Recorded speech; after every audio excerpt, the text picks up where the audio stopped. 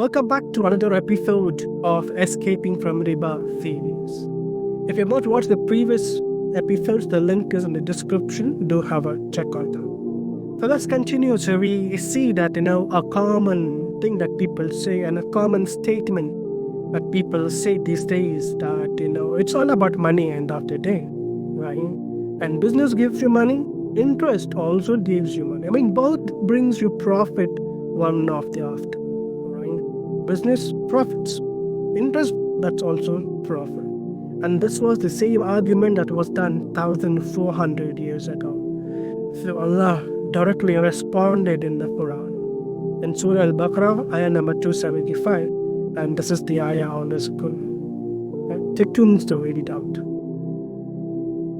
So this ayah, Allah says, Allah has permitted trade and Allah has prohibited riba. Allah has asked to avoid riba as per this ayah. In this ayah, Allah also makes a clear distinction where Allah says trade is halal and interest riba is haram. So you do a trade with fairness, that's halal. And you do something which involves any sort of conditions, any sort of interest. Conditions in sense an agreed ratio and a percentage that you're going to return. That's something which is prohibited by Islam. Let's look at the key difference of what would make the trade and the interest different from each other. So when a person does a trade, there are 2 parties involved. We have the same thing with interest, 2 parties involved.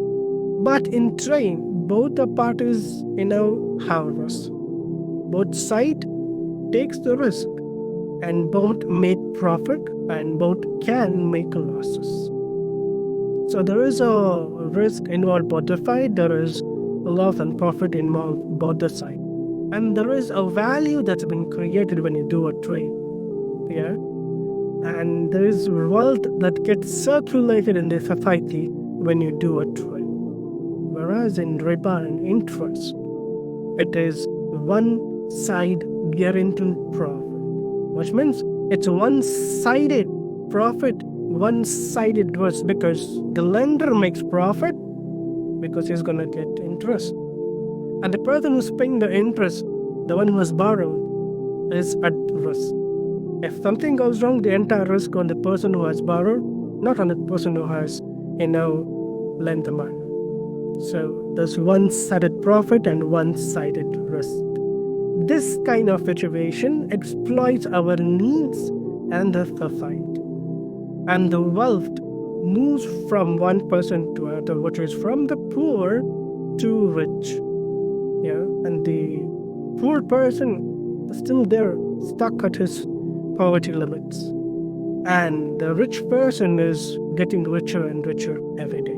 This is one of the main reasons that Islam has asked us to avoid interest, and that's why zakat has come into picture so that everyone can, be financially stable. So here basically we understand Islam encourages profit with fairness, not profits with injustice.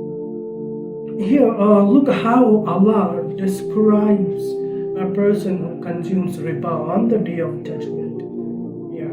So a person's state will be like a person possessed by shaitan, stumbling, unstable, mentally destroyed. That's how a person will look on the day of judgment. Why did Allah show such severe imagery to us? Because riba destroys society from inside.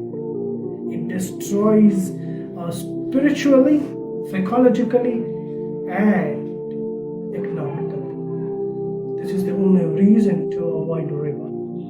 May Allah bless us with the halal wealth and give us hidayah to avoid interest and live our lives interest-free, riba-free.